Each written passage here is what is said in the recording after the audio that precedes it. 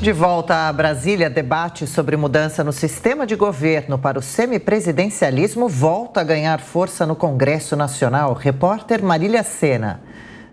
O relatório aprovado pelos parlamentares recomenda o sistema de semipresidencialismo no Brasil a partir de 2030. Mas a mudança depende de um plebiscito e de campanhas do Tribunal Superior Eleitoral esclarecendo o novo sistema de governo. De acordo com o texto aprovado, as características do semipresidencialismo são: eleição popular direta do presidente da República, indicação do primeiro-ministro pelo presidente da República para exercício do cargo enquanto dispuser de confiança da maioria do parlamento, separação entre chefia de Estado a cargo do presidente da República e chefia de governo exercida pelo primeiro-ministro.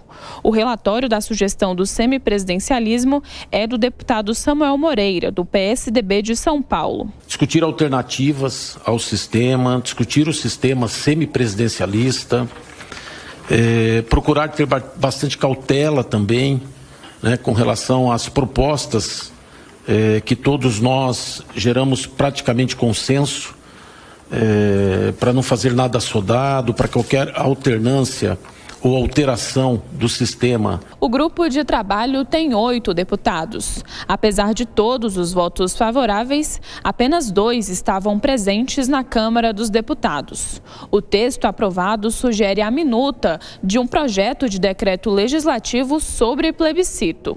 O grupo de trabalho foi instalado pelo presidente da Câmara dos Deputados, Arthur Lira, em março deste ano. O deputado Henrico Mizasi, do MDB de São Paulo, lembrou que o Brasil tem mais de 130 anos de presidencialismo e apontou alguns problemas que podem ser resolvidos com o semipresidencialismo, como a relação com o parlamento, por exemplo. Um problema de relação com o parlamento, que é crônico, né, com o fato de o presidencialismo exigir uma formação da maioria posteriori. Então, aqui nós estamos discutindo, e o relatório do deputado Samuel é uma entrega, realmente, eu repito, ao parlamento e à sociedade brasileira, uma reflexão aprofundada, isenta e uma discussão com todo o Conselho Consultivo, com os parlamentares, ouvindo a sociedade sobre os dilemas institucionais que nós vivemos e as raízes deles, principalmente. O grupo de trabalho contou com deputados dos partidos de centro-direita, MDB, União Brasil, PSD e PSDB,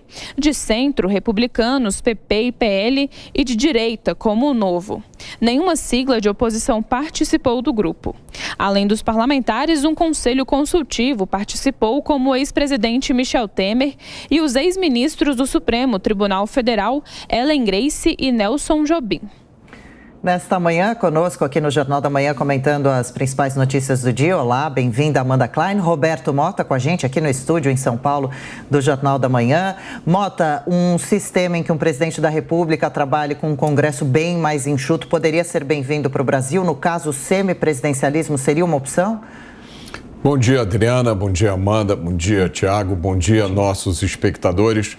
Me parece, Adriana, que esse sistema de semipresidencialismo é como se fosse um parlamentarismo. Você separa as figuras do chefe de Estado, que passa a ser o presidente, e agora cria uma figura de chefe de governo, que seria o primeiro-ministro.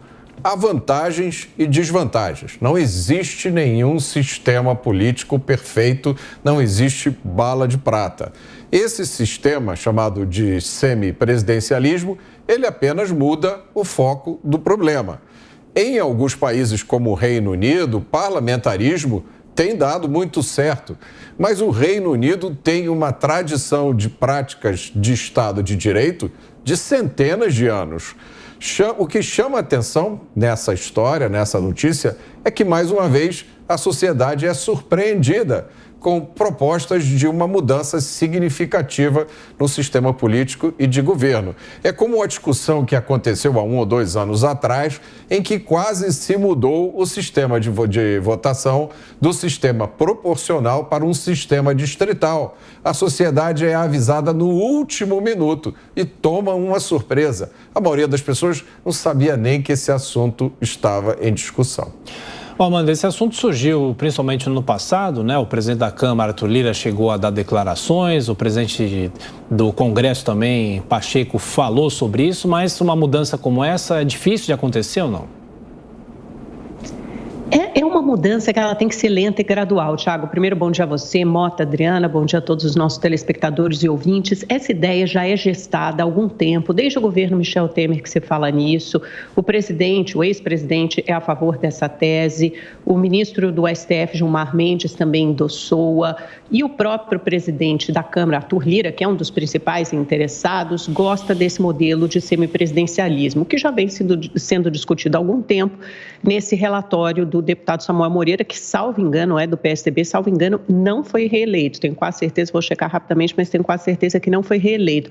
E aí é de se estranhar que esse projeto avance justamente no apagar das luzes de uma legislatura e com um presidente que pode ou não ser reeleito. Me parece que seria um assunto a ser discutido pela próxima legislatura e não por esta. E por que esse assunto é importante? É importante entender o contexto em que ele acontece, porque seria mais um avanço do Parlamento, do Congresso Nacional sobre as prerrogativas do Executivo, mais uma tentativa de enfraquecer o poder central no Brasil. Isso vem acontecendo ao longo dos anos, desde que Eduardo Cunha é presidente da Câmara, quando foram aprovadas emendas de bancada, primeiro emendas individuais, depois emendas de bancada impositivas, avançou em 2019 e 2020 com a aprovação do orçamento secreto ou as emendas de relator, como alguns preferem. O deputado Marcelo Ramos já deu uma entrevista a nós aqui na Jovem Pan de manhã, dizendo que isso era um semipresidencialismo de fato, era o semipresidencialismo orçamentário, ou seja, com o legislativo cada vez com poder maior sobre o orçamento, já é responsável hoje sobre 1/3 das despesas discricionárias. Debatemos isso ontem também no Jornal da Manhã. E agora o Parlamento podendo aprovar ou não um primeiro-ministro. Os que são favoráveis a esse tipo de regime, que acontece em Portugal, por exemplo, dizem que ele seria menos avesso, mais avesso, melhor dizendo, a turbulências políticas. Ele conseguiria, de alguma forma, aguentar melhor, suportar melhor esses choques que culminaram em 2 impeachments na nossa jovem democracia, né, na nossa jovem Constituição desde 1988. Mas outros dizem que é só uma tentativa do Parlamento adquirir cada vez mais poder. Temos que ver, eu acho que é um projeto que ele vai avançando devagarzinho e vai depender muito no contexto, depende muito do contexto político. Lembrando também que a proposta diz que a implementação do sistema dependeria da aprovação de um plebiscito, em 2030. Como será que a população brasileira pensa sobre o assunto, né? Mota, falando agora um pouquinho sobre a agenda dos candidatos à presidência, faltam só 11 dias, é isso, para o segundo turno. Lula e Bolsonaro estiveram no Rio de Janeiro, você que é de lá. Como é a disputa pelo Estado? Adriana, eu peço desculpa a vocês e aos nossos espectadores, mas eu estou impossibilitado de comentar esse assunto. A Amanda Klein quer falar um pouco sobre a campanha, o que as duas campanhas devem fazer nessa reta final.